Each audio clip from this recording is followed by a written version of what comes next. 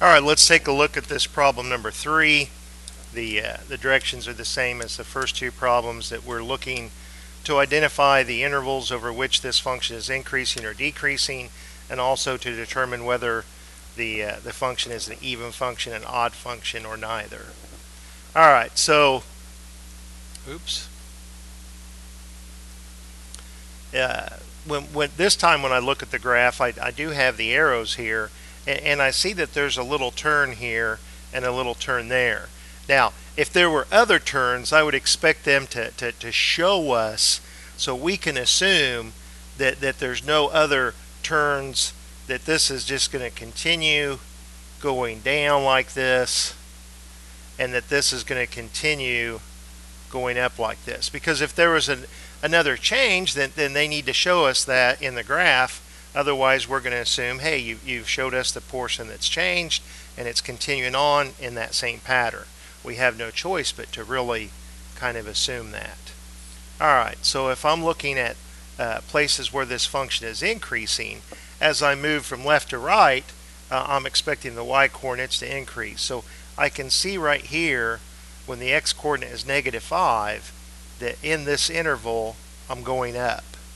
And I'm going up, and then I stop here at -3. So if you're at any point in here, in this interval that's between x equals -9 and x equals -3, pick any 2 points in that interval. As x increases, y is increasing. Therefore, we say the output of this function, that this function is increasing over this interval. And now at -3, when you move to the right, it changes. It starts going down. Then it hits +3, and it changes, and it's going up again. Then it hits this 9, and it changes, and it's going down. So if I'm looking at this, what I've highlighted in yellow, if I pick any 2 points, as you move to the right, x is increasing, and to stay on the graph, you have to also be moving up, which is indicating that the output of the function, the y values, are increasing. So if you're on this yellow interval, or, and the mathematical symbol for or is, it looks like a big capital U, and it's we say the union. So this interval union this interval, or when you read it, you often say this interval or this interval. Well, here in this second interval, that at this point my x-coordinate was 3. Be careful, for the describing the intervals, we want the x-coordinate, not the y-coordinates. And all the way up to here, the point here, and that has an x-coordinate of 9. So if you're on either one of those intervals, the output of this function, this is an increasing over these, this function is increasing over these intervals. Now let's come in and look at where it's decreasing. If I start here to the left, I'm hitting that arrow. That's indicating to me I don't have an actual x-coordinate, but I can represent that idea of the arrow with -infinity.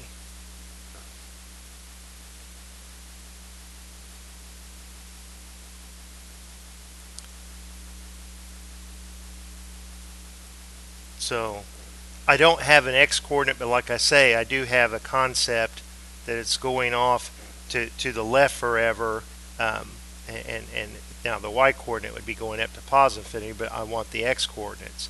As you move from any 2 points, as x increases, this time the output of the function, the y-coordinates, are decreasing. As you move to the right, you have to also be moving down to stay on the graph.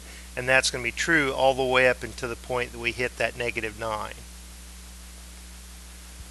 Then we saw in this -9 to -3, it's an increasing, and then at -3 it changes from -3, from x equals -3 to this interval x equals +3. If you're in this interval of x's, the output of this function will be decreasing.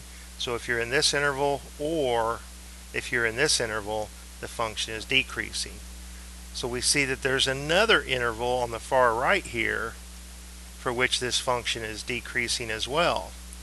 As you move from any point to point, as x increases, the y values are decreasing because you have to move down to stay on the graph. We see that that's happening from 9, and since we're going all the way to this arrow that's shaded there, and this time it's going to the right as it's going down. Well, to the right is heading towards positive infinity, so we need another union here for an or. So if you're in this interval, or you're in this interval, or you're in this interval, the function is decreasing.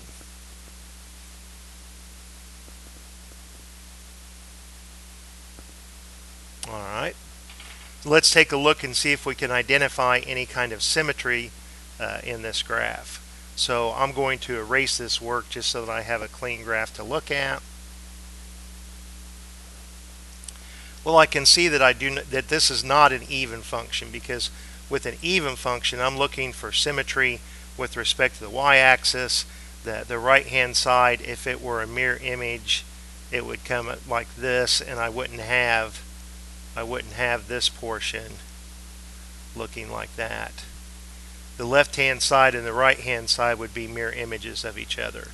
We don't have that, so I know it's not an even function. So is it an odd function? And there, the symmetry, I look at it as a rotational symmetry. If I rotate this graph about the origin, if I put my pencil there at the origin and I spin that graph 180 degrees, do I get the same graph? And it looks like here I am getting the same graph. Now let's look and confirm this algebraically. The definition of an odd function is that if you input numbers into the function that are opposites of each other, if you input say a 7, and you also input the opposite of that, a -7, what's going on with the output of the function? Well, if the output of the function, we're not saying they're equal because that would be an even function, but if they're opposites of each other, if not only the input, but if the output is opposites of each other for every point on the function, then it's an odd function. So let's check and see if this is true for this point. Here we have 7, 3. So the opposite of 7 and the opposite of 3 is -7 and -3. And do we see that point also being on the graph? If we come over here to -7 and come down, we see that that point is also on the graph. Now, it has to be true for all points and not just our favorite point, or not one that we just picked and got lucky. So we do have to, that's why you have to look for that entire symmetry. You know, can you visualize it happening for all of the points? Here at 4, -2 is -4, +2 on the graph, and -4, +2 is on the graph, and we can't list it out for all of them, but we can look at it and generalize and say yes, that appears to be true, and as well as my inspection of rotating at 180 degrees confirms that this is an odd function. Alright, I hope that helps.